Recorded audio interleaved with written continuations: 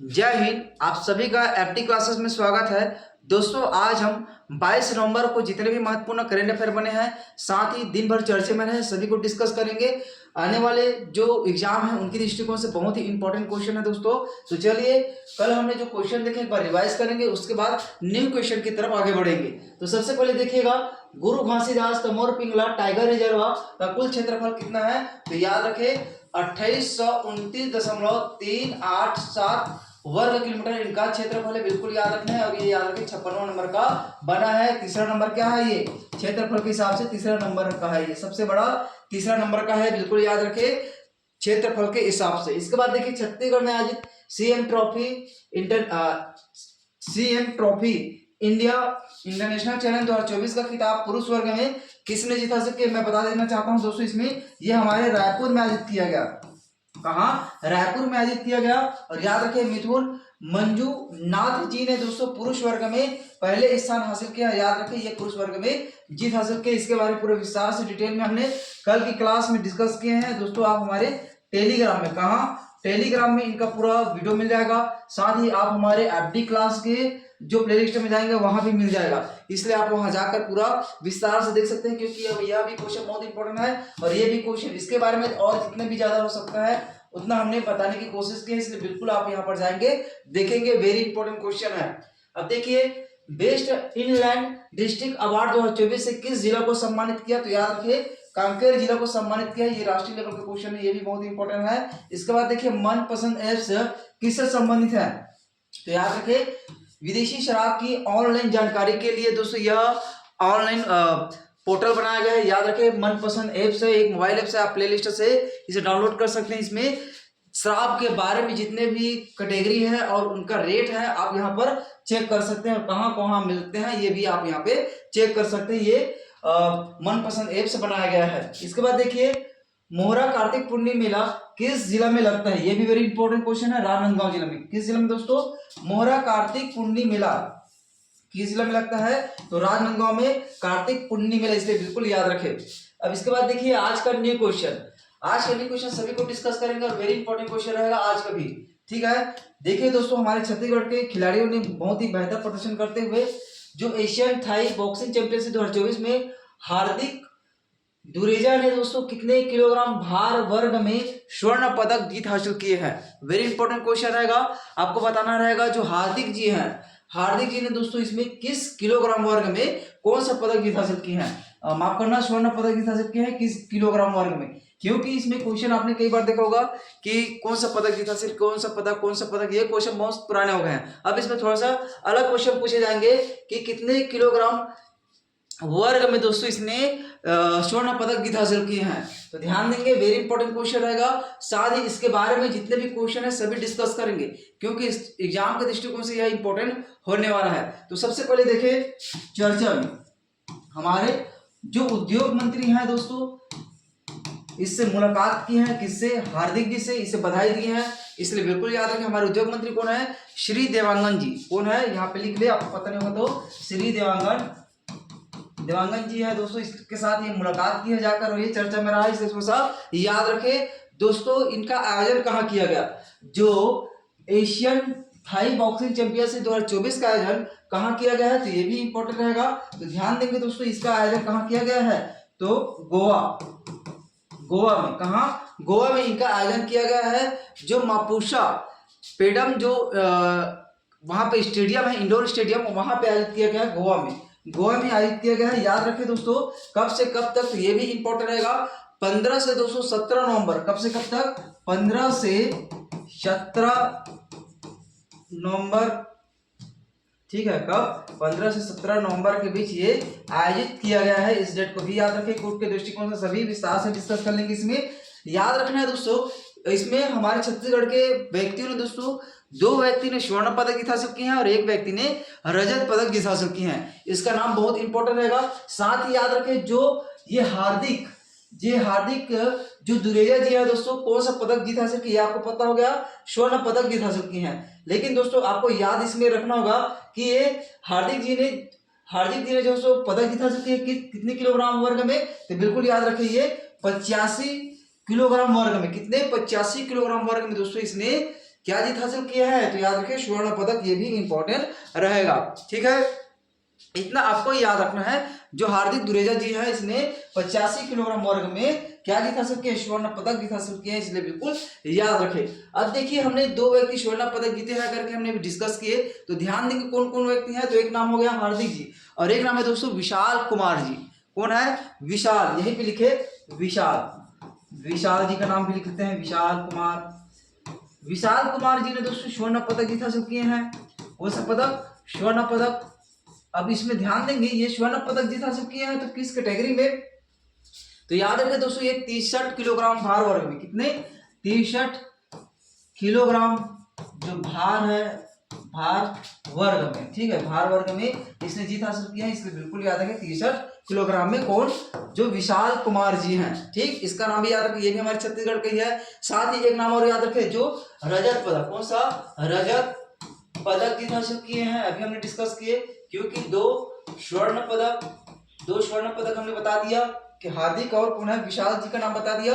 अब एक याद रखें दोस्तों, मुस्कान जायसवाल, कौन है, मुस्कान, ठीक, मुस्कान जायसवाल,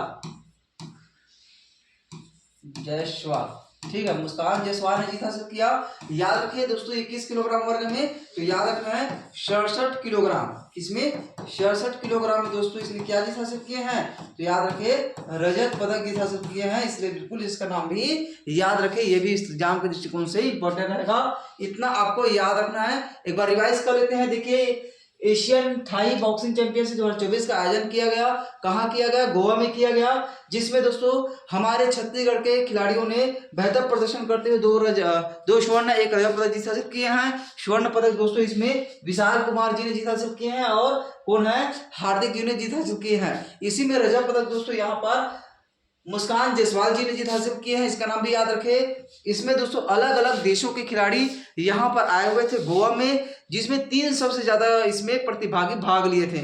याद रखें अलग अलग देशों से खिलाड़ी आए थे, लेकिन कुल मिलाकर दोस्तों इसमें 300 से अधिक खिलाड़ियों ने इसमें भाग लिए हैं। इस पॉइंट को भी याद रखें, क्योंकि कुछ के दृष्टिकोण से इंपॉर्टेंट रहेगा, इतना पॉइंट आपको नोट करना रहेगा। ठीक है, चलिए इतना याद रखें। इसका सही आंसर क्या हो जाएगा, डी बिल्कुल करेक्ट आंसर है।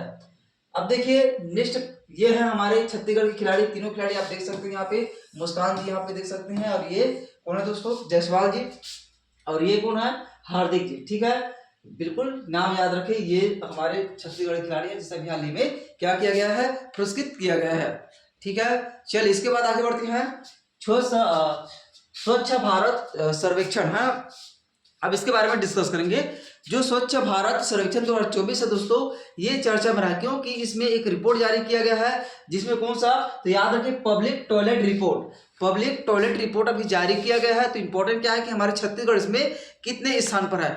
अब देखिए सरकार द्वारा दोस्तों इसके लिए फंड जारी किया जाता है पब्लिक टॉयलेट बनाने के लिए, जिसमें हमारे छत्तीसगढ़ में भी दोस्तों बहुत सारे टॉयलेट बनाए गए हैं जो पब्लिक सेक्टर के लिए है ना, जिसमें दोस्तों पूरे देश का, ध्यान दें यहाँ पे, पूरे देश के टॉयलेट को इसमें चिन्हांकित किया गया और उसके आधार पर रैंकिंग जारी किया गया। मतलब यहाँ क्या क्या सुविधा है, जिसमें पानी की सुविधा देखा गया, यहाँ पे जो वॉशरूम है वहाँ पर उनका सुविधा देखा गया, साथ ही केयर टेक है उनका सुविधा देखा गया कि है कि नहीं, वहाँ पर जो जितने भी व्यवस्थाएं होनी चाहिए सभी को देखा गया, उसके आधार पर इसमें रैंक जारी किया गया है। तो सबसे पहले हम लोग डिस्कस करेंगे, इनका उद्देश्य दोस्तों शहरों में सार्वजनिक जो शौचालय है उनकी जमीनी स्थिति का मूल्यांकन करना है। मतलब जो शौचालय सरकार द्वारा बनाने के लिए दिए हैं उनका देख रेख कैसा किया जा रहा है, उनका स्थिति क्या है, ये इनका रिपोर्ट जारी किया गया है। तो इसके बारे में थोड़ा सा डिस्कस करेंगे।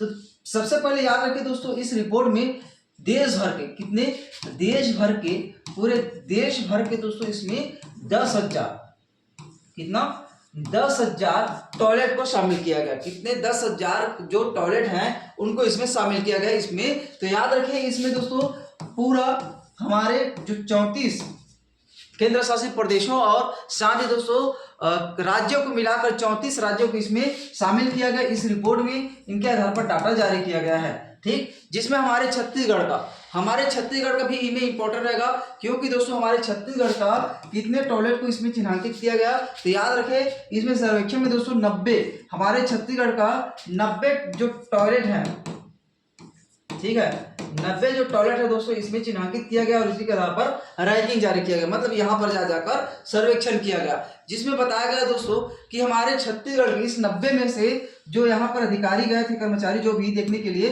तो दोस्तों इस 190 में से केवल और केवल 14 स्वच्छ पाए गए हैं। कितना?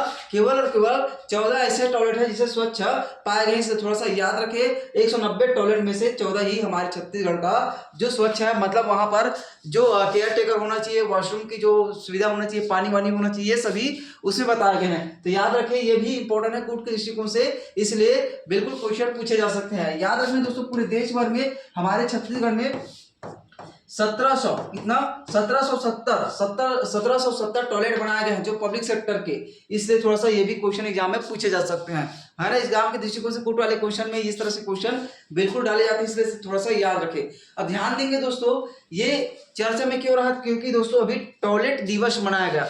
अब टॉयलेट दिवस कब मनाया जाता है, तो ये भी याद रखें, टॉयलेट दिवस दोस्तों हर साल कब मनाया जाता है, तो 19 नवंबर को। कब? 19 नवंबर को हर साल दोस्तों टॉयलेट दिवस मनाया जाता है, ये भी इंपॉर्टेंट रहेगा, इसीलिए यह डाटा जारी किया गया। इसमें बिल्कुल इंपॉर्टेंट क्वेश्चन है, ये भी याद रखें। टॉयलेट दिवस कब मनाया जाता है, तो 19 नवंबर को ध्यान देंगे। साथ ही याद रखें दोस्तों, इसमें हमारा भारत जो पब्लिक टॉयलेट रिपोर्ट में दोस्तों हमारा छत्तीसगढ़ कितने स्थान में है पूरे भारत के दृष्टिकोण से, तो ध्यान देखें दोस्तों, इसमें डी नंबर बिल्कुल सही होगा, मतलब 30वां नंबर पर है हमारा छत्तीसगढ़। 34 राज्यों का इसमें समाहित किया गया है, जिसमें हमारा छत्तीसगढ़ का स्थान कितना है, मतलब 30वें स्थान, मतलब बहुत ही खराब स्थिति में है हमारा छत्तीसगढ़। ठीक है, इसलिए याद रखें। और एक याद रखें दोस्तों, जो स्वच्छता श्रृंगार योजना, कौन सा? स्वच्छता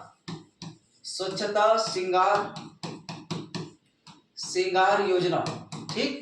इस योजना के तहत दोस्तों फंडिंग किया जाता है टॉयलेट के लिए, टॉयलेट बनाने के लिए, उनके देखरेख के लिए, उनके रख रखाव के लिए हमारे केंद्र सरकार द्वारा फंडिंग दिया जाता है स्वच्छता श्रृंगार योजना के तहत, जिससे दोस्तों शहरों के जो टॉयलेट है उसे स्वच्छ रखा जा सके, इसलिए इस योजना के तहत फंडिंग किया जाता है। इसके बारे में आप लोग डिटेल से पढ़ लेंगे, ये भी इंपॉर्टेंट रहेगा, ठीक। इतने याद रखें। पूरे हमारे छत्तीसगढ़ कितने स्थान पर है? 30वें स्थान पर है हमारा छत्तीसगढ़। इसी तरह याद रखें, अब इसमें रिपोर्ट में दोस्तों पहले स्थान पर कौन है, ये भी इंपॉर्टेंट रहेगा, और साथ ही हमारे पड़ोसी जो राज्य है उनका स्थान भी इंपॉर्टेंट रहेगा। तो सबसे पहले याद रखें, पहले स्थान पर गुजरात है।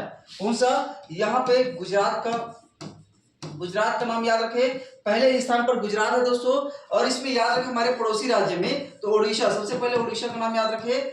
ओडिशा कितने स्थान पर है, तो ये भी इंपॉर्टेंट रहेगा। तो ओडिशा दोस्तों इसमें 7वें स्थान पर है। कितने स्थान पर? 7वें। 2-3 जो हमारे राज्य, पड़ोसी राज्य, उनका नाम बिल्कुल यहाँ पे याद रखेंगे, ठीक है। 7वें स्थान पर हो गया। इसी तरह दोस्तों झारखंड है, जो झारखंड है, झारखंड कितने स्थान पर है, तो ये भी इंपॉर्टेंट है, बिल्कुल याद रखें। झारखंड दोस्तों इसमें 10वें स्थान पर। इसी तरह तेलंगाना 11वें स्थान पर है। महाराष्ट्र 12वें स्थान पर। एक है एमपी कितने स्थान पर है, तो 17वें स्थान पर, ठीक। इसे भी याद रखें, इतना ही आपसे पूछा जा सकता है। चलिए आगे बढ़ते। इसके बाद देखिए, चर्चा में रही परेवा बॉडी जो पर्यटक स्थल है किस नदी के तट पर है, ये भी इंपॉर्टेंट है क्योंकि चर्चा में है। और साथ ही याद रखें दोस्तों, यहाँ पर अभी झरना है जो लगातार अभी चल रहा है और पर्यटक स्थल के रूप में बहुत ही चर्चा में रहा है। अभी पेपर में ये भी पेपर का कटिंग है, तो बिल्कुल याद रखें दोस्तों, इससे भी क्वेश्चन रहेगा क्योंकि चर्चा में रहता है, वही से क्वेश्चन एग्जाम में पूछे जाते हैं। तो देखिए, परेवा जो बॉडी है दोस्तों, पर्यटक स्थल कहाँ है, तो बिल्कुल ये भी इंपॉर्टेंट याद रखना है। तो याद रखें किस नदी पर है, तो सबरी नदी पर, ठीक। अब कहाँ है, ये भी इंपॉर्टेंट रहेगा। तो कहाँ है दोस्तों, तो बिल्कुल याद रखें, ये बस्तर में। कहाँ? बस्तर, ठीक है, बस्तर जिला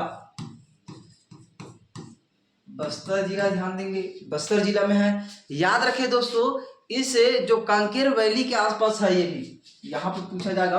अगर बस्तर नहीं दिया रहेगा तो कांकेर वैली दिया रहेगा, ठीक है, कांकेर वैली, ठीक। यहाँ पे कांकेर वैली से क्वेश्चन दिया जा सकता है, ये भी याद रखें। ये सबरी नदी के तट पर है, ये भी याद रखें दोस्तों। ये चर्चा में है क्योंकि अभी हाल ही में पर्यटक स्थल के रूप में यहाँ पर बहुत ज्यादा भीड़ है, ठीक है, पर्यटकों के द्वारा यहाँ पर बहुत ज्यादा भीड़ है, इसलिए थोड़ा सा याद रखें, ठीक। चलिए इतना ही आपको याद रखना है। जो परेवा जो बॉडी पर्यटक स्थल है, ये कहाँ है, ठीक, सबरी नदी के तट पर है। माफ करना, जो ये पर्यटक स्थल है किस नदी के तट पर, इस तरह से क्वेश्चन है, तो याद रखना सबरी नदी के तट पर। ये किस जिला में पूछेंगे, तो बस्तर। अगर बस्तर नहीं दिया रहेगा तो कांकेर वैली दिया रहेगा, ठीक। चलिए अब देखिए, हाल ही में चर्चित पुरातात्विक धरोहर स्थल भोंगापाल, ये आपने कई बार पढ़ा होगा, हिस्ट्री में। ठीक है दोस्तों, क्योंकि इससे क्वेश्चन एग्जाम में पूछे गए हैं कई बार एग्जाम में, तो थोड़ा सा चर्चा में रहा है। क्योंकि यहाँ पर जो भोंगापाल है ना, वहां पर बौद्ध स्थल है। कौन सा स्थल? बौद्ध स्थल। बौद्ध स्थल के साथ ही दोस्तों वहां पर भगवान शिव का भी मंदिर है। तो ये चर्चा में रहा है, क्योंकि जो बौद्ध प्रतिमा है, जो भगवान बुद्ध का जो प्रतिमा है, वहां पर दोस्तों जो असामाजिक तत्व, जो व्यक्ति है असामाजिक व्यक्ति, उसके द्वारा यहाँ पर तोड़फोड़ की गई है। ठीक है, शिवलिंग।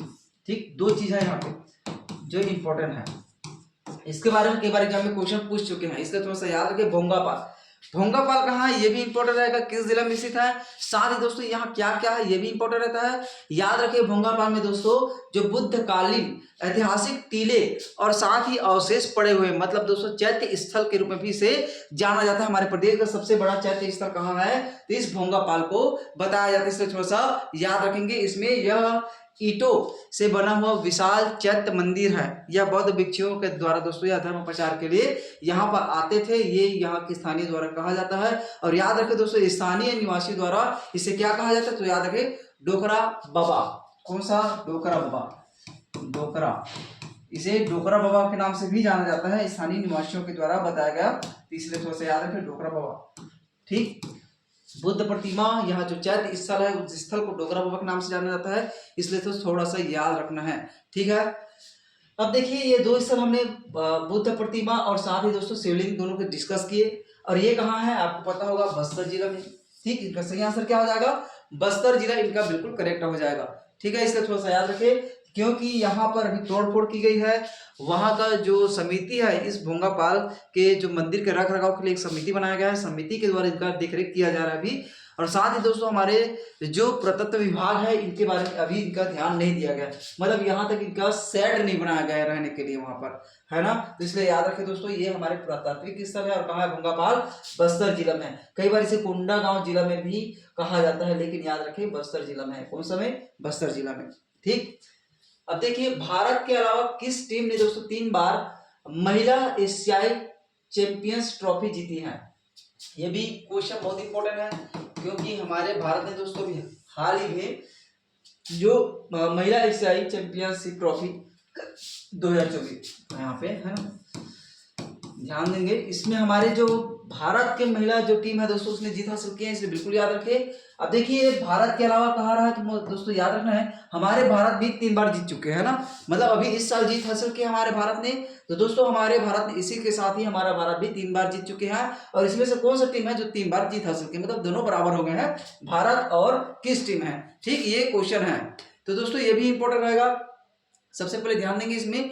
सबसे पहले इसके बारे में डिस्कस करते हैं, उसके बाद आगे बढ़ेंगे। तो याद रखें जो अभी हाल ही में फाइनल मैच हुआ, कब हुआ ये भी इंपॉर्टेंट रहेगा, कहाँ हुआ ये भी इंपॉर्टेंट रहेगा। तो याद रखना दोस्तों जो इनका फाइनल मैच है, क्वेश्चन पूछे जाते हैं इसलिए थोड़ा सा आगे जाएंगे। 20 नवंबर को, कब? 20 नवंबर 2024। ठीक, 20 नवंबर 2024 को उसका आयोजन किया गया फाइनल का। याद रखें दोस्तों ये कहाँ आयोजित किया गया, तो बिल्कुल याद रखें राजगीर, मतलब राजगीर। अब ये राजगीर कहाँ है? राजगीर कहाँ है? तो बिहार में है, ये आपको पता होगा, कई बार हिस्ट्री में पढ़ेंगे राजगीर। ठीक, बिहार में है दोस्तों। याद रखिए इसमें हमारे भारत ने जीत हासिल की है, भारत। ठीक, विजेता के बारे में बात करें, विजेता कौन रहा इसमें? हमारा भारत।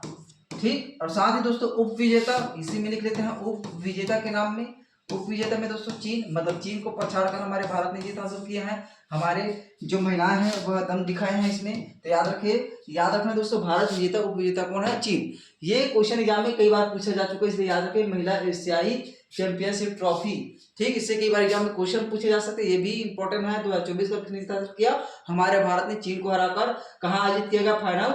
तो बिहार में दोस्तों कब? 20 नवंबर को, इतना आपको याद रखना है। अब देखिए इस क्वेश्चन में जो पूछा गया उनका आंसर क्या हो जाएगा? दक्षिण कोरिया। कौन है दोस्तों? दक्षिण कोरिया। भारत ने तीसरी बार यह ट्रॉफी जीती है, और इनके अलावा दक्षिण कोरिया ने भी यह 3 बार जीत हासिल किए हैं, जो महिला एशियाई चैंपियन ट्रॉफी है। ठीक, अब याद रखें दोस्तों हमारे भारत ने 2024 में अभी जीत हासिल किया है। तो उसके बाद इससे पहले दोस्तों 2016, कब? 2016 में भी हमारे भारत ने जीत हासिल किए हैं, और 2023 इससे पहले भी हमारे भारत ने यह ट्रॉफी जीत हासिल की। माफ करना 2023 है ना ये, 2023 में भी जीत हासिल की हमारे भारत ने, 2024 में भी जीत हासिल की, 2016 में भी हमारे भारत ने जीत हासिल की, मतलब 3 बार। इसी तरह दक्षिण कोरिया भी 3 बार जीत हासिल की है इस इवेंट में। याद रखें, जो महिला एशियाई चैंपियनशिप ट्रॉफी 2024 का आयोजन कब से कब तक किया गया है, तो ये इंपॉर्टेंट रहेगा दोस्तों। ये 1 नवंबर से दोस्तों 20 नवंबर तक, ठीक है, याद रखें 1 नवंबर से 20 नवंबर तक दोस्तों ये आयोजन किया गया है अलग अलग स्थानों पे। बिल्कुल याद रखें, आयोजक कौन है दोस्तों, तो इसमें आपको पता होगा कि एशियाई हॉकी जो महासंघ है उसके द्वारा यह आयोजन किया जाता है। याद रखें, इसका मेजबान कौन रहा इस साल का, तो याद रखें हॉकी इंडिया, और साथ ही दोस्तों किसके द्वारा, बिहार सरकार, दोनों द्वारा ये किया गया है। एशियाई हॉकी जो चैंपियनशिप ट्रॉफी है इसको बिल्कुल आपको याद रखना रहेगा, ठीक है दोस्तों। चलिए आगे बढ़ते हैं। इसके बाद देखिए, ये है हमारे जो महिला टीम जिसने जीत हासिल की है ना, बिल्कुल याद रखें, वेरी इंपॉर्टेंट है। अब देखिए, किस देश ने दूसरी भारत कैरिकॉम शिखर बैठक की मेजबानी की है, ठीक। अब ये आपको पता होगा, ठीक है, ये बहुत ज्यादा इंपॉर्टेंट रहेगा, इसके बारे में पूरा विस्तार से डिस्कस करेंगे, क्योंकि दोस्तों हमारे मोदी जी ने अभी हाल ही में कुछ देशों के दौरे पर गए हुए थे। तो दोस्तों इसमें बहुत से देशों ने अपने देशों का सर्वोच्च नागरिक सम्मान से हमारे भारत के प्रधानमंत्री मोदी जी को सम्मानित किया गया। कहीं पर ऐसा हुआ कि पहली बार हमारे भारत को जो प्रधानमंत्री उसे दिया गया, कहीं पर दूसरी बार है और कहीं पर तीसरी बार है। तो याद रखें, इसके बारे में थोड़ा सा डिस्कस करेंगे, क्योंकि ये यात्रा है ना, यहाँ पे चलिए, जो पीएम मोदी जी का जो यात्रा रहा अभी का, ये बहुत ज्यादा इंपॉर्टेंट है, ठीक। तो क्वेश्चन के दृष्टिकोण से भी इंपॉर्टेंट रहेगा, पीएम मोदी की यात्रा, ठीक है, की यात्रा।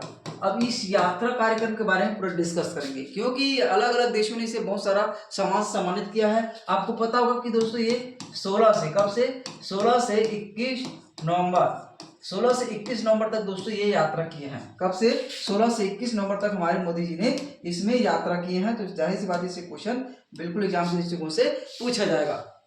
अब देखिए, ये दोस्तों इस यात्रा में जो 16 से 21 नवंबर के बीच में यात्रा की है हमारे मोदी जी ने, तो कितने देश का, तो बिल्कुल याद रखें दोस्तों 3 देशों का इसमें यात्रा किए हैं। तो 3 देश कौन कौन सा, तो ये भी इंपॉर्टेंट रहेगा। नाइजीरिया, याद रखें, नाइजीरिया ने अपना सर्वोच्च सम्मान दिया है, नाइजीरिया है ना, नाइजीरिया हो गया पहला, ठीक। दूसरा कौन है,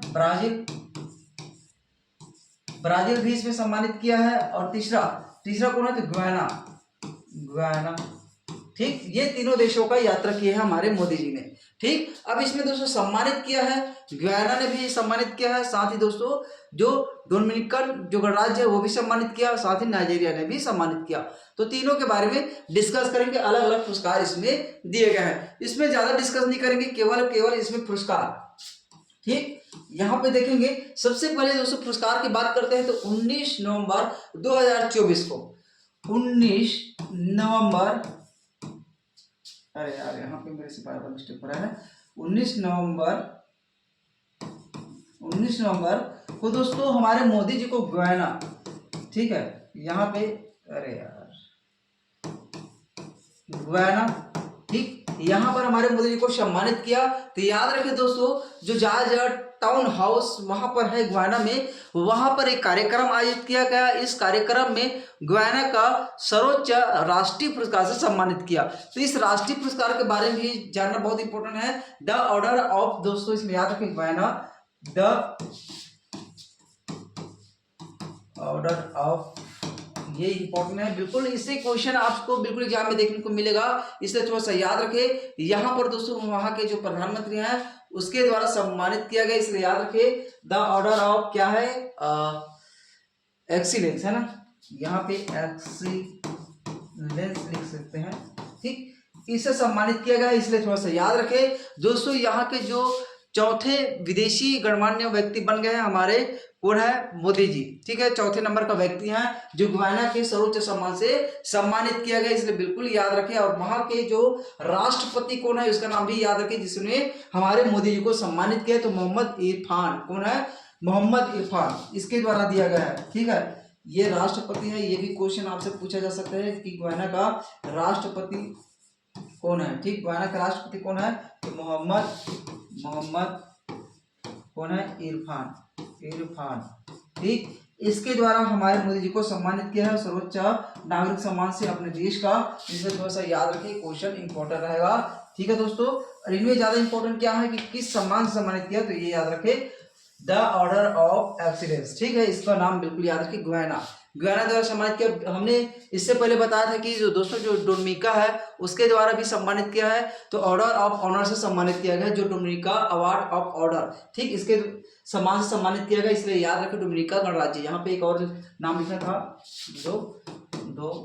डोमिनिका। ठीक, इसी के नाम से सम्मानित किया गया, चौथे नंबर का, इसलिए थोड़ा सा याद रखें, ये भी इंपॉर्टेंट रहेगा क्वेश्चन के दृष्टिकोण से। अब यही भी याद रखें, जो डोमिनिका है इनके राष्ट्रपति कौन है, ये भी इंपॉर्टेंट रहेगा। तो सिल्वेनी कौन है, सिल्वेनी जो सिल्वेनी बर्टन है ना, इनका नाम याद रखें, सिल्वेनी बर्टन। ठीक, सिल्वेनी बर्टन है इनका राष्ट्रपति, ये भी इंपॉर्टेंट रहेगा। हमने जितने भी देश जा रहे हैं उनका पूरा राष्ट्रपति बता रहे हैं, इसको बिल्कुल याद रखें, सम्मानित किया इसके द्वारा। तो डोमिनिका का जो राष्ट्रपति सिल्वेनी बर्टन, इसके द्वारा डोमिनिका ऑफ द ऑनर से सम्मानित किया गया, इसलिए इसका नाम भी याद रखेंगे। साथ ही दोस्तों इसी में एक और नाम आपको जोड़ना रहेगा, जिससे जो यूनाइटेड किंगडम की महारानी एलिजाबेथ, अभी हाल में एलिजाबेथ के बाद दोस्तों प्रधानमंत्री मोदी को यह पुरस्कार दूसरे विदेशी व्यक्ति है जो यह सम्मान प्राप्त किया। कौन सा, डोमिनिका, जो सम्मान अभी हमने बताया है। याद रखिए, जो एलिजाबेथ के बाद दोस्तों मोदी जी को सम्मानित किया है। एलिजाबेथ को कब सम्मानित किया गया, ये भी इंपॉर्टेंट हो सकता है, तो याद रखिए 1969 में सम्मानित किया गया था। देखिए, इतना लंबा गेप के बाद हमारी पीएम मोदी जी को सम्मानित किया गया, तो क्यों यह क्वेश्चन इंपॉर्टेंट नहीं है ना।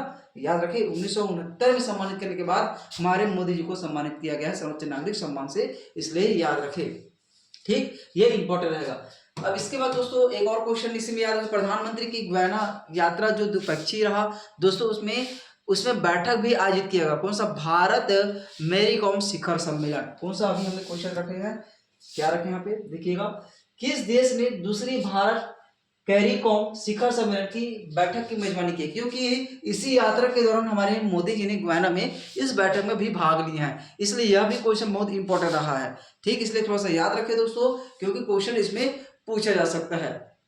ठीक है, तो देखिए याद रखना है आपको गुयाना को, गुयाना बहुत इंपॉर्टेंट है, गुयाना के बारे में क्वेश्चन बिल्कुल आपसे पूछा जा सकता है। इस बैठक में दोस्तों 10 ऐसे क्षेत्र, इसमें कृषि है, उद्योग है, शिक्षा है, ये सभी 10 ऐसे क्षेत्र हैं जिसमें प्रमुख रूप से इसमें समझौता किया हमारे भारत सरकार और गुयाना के बीच में। ठीक है, क्योंकि ये द्विपक्षीय बैठक था, भारत कैरीकॉम है ना शिखर सम्मेलन जो बैठक हुई, इसमें बिल्कुल याद रखें दोस्तों, इसमें गहरा संबंध स्थापित करने के लिए इसमें सम्मानित किया गया है।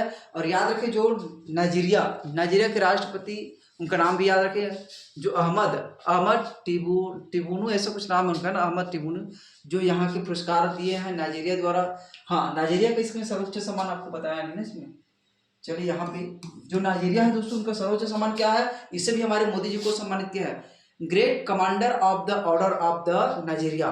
ठीक है, नाइजर बोला जाता है, ग्रेट कमांडर, यहाँ पे लिखते हैं ग्रेट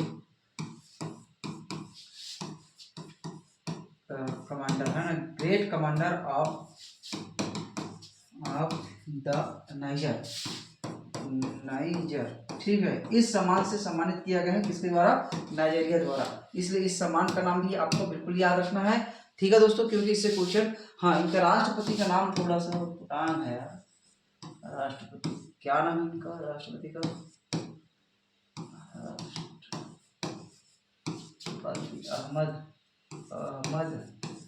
अहमद और कुछ नाम है, अहमद टिबूनू ऐसा कुछ नाम है, टिबूनू ऐसा कुछ नाम है, आप सोच मान लेना। जो नाइजीरिया का राष्ट्रपति कौन है, उनका नाम अहमद टिबूनू के नाम से, अहमद तो उनके सामने में है, टिबूनू है या टीनूबू है, ऐसा कुछ नाम है इनका, है ना, इसे थोड़ा सा याद रखें, ये भी इंपॉर्टेंट रहेगा। इस सम्मान को आपको बिल्कुल याद रखना है, कौन सा, नाइजीरिया द्वारा कौन सा दिया गया, great commander of the niger. ठीक है, इसका नाम बिल्कुल याद रखें, ये भी क्वेश्चन एग्जाम के दृष्टिकोण से बहुत इंपॉर्टेंट है। तीनों सम्मान हमने डिस्कस कर लिए। चलिए, क्योंकि भारत के जो राष्ट्रपति पीएम है माफ करना, जो प्रधानमंत्री है पीएम मोदी दोस्तों, उसे अब तक का जो सर्वश्रेष्ठ पुरस्कार मिला गया है। मतलब अलग अलग देशों द्वारा सब मिलाकर सर्वश्रेष्ठ पुरस्कार, बहुत सारे पुरस्कार, सब सर्वश्रेष्ठ पुरस्कार इसको मिल चुका है। मतलब सर्वाधिक सम्मान कह सकते हैं ना इसमें, तो बिल्कुल याद रखिए।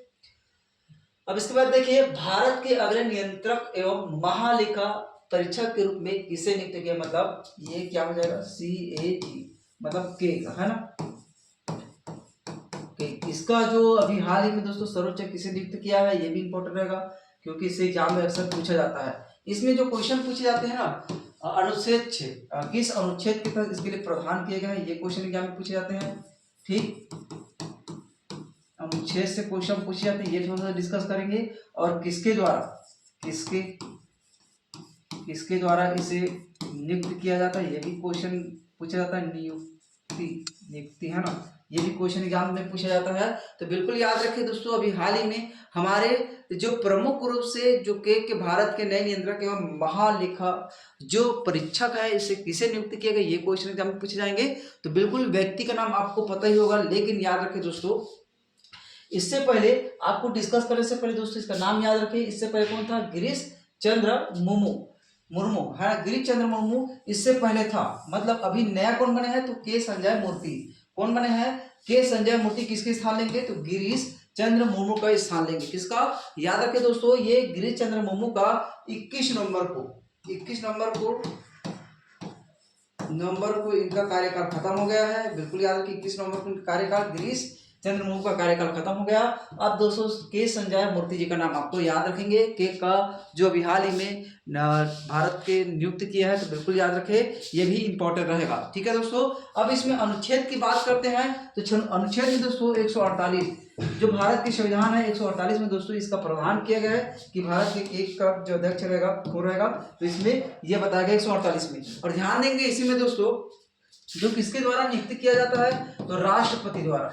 ठीक है, राष्ट्रपति द्वारा इनकी नियुक्ति की जाती है, ये भी इंपॉर्टेंट रहेगा। किसके द्वारा, राष्ट्रपति के द्वारा इसका नियुक्ति किया जाता है। बिल्कुल याद रखिए, इसमें एक क्वेश्चन पूछा जाता है कि इनकी कार्यकाल 6 वर्ष, कितना, 6 वर्ष से दोस्तों ये 65 वर्ष तक रह सकते हैं। ठीक है, 6 वर्ष से या 65 वर्ष के बीच तक यह इनका कार्यकाल होता है, 6 या 65। ठीक है, इसे भी याद रखिए, जो पहले हो उसमें अगर उनका उम्र 65 वर्ष का हो गया, उसके बाद क्या हो गया, 65 वर्ष होने के बाद उनका पद मुक्ति हो जाता है। इसी तरह 6 वर्ष से कार्यकाल में है तो उसका भी पद मुक्ति हो जाता है। अब पद से हटाने का प्रक्रिया आपको पता है कि दोस्तों, भारत के एक नियंत्रक महालेखा परीक्षक उनके पद को हटाने के लिए उसी प्रक्रिया या आधार पर किया जाता है जिसमें उच्चतम न्यायालय के न्यायाधीशों का जो प्रक्रिया होता है, उसी तरह इसे भी हटाया जाता है। ये आपको पता ही होगा, आपने पढ़ा ही होगा, है ना। इसका नाम बिल्कुल याद रखिए।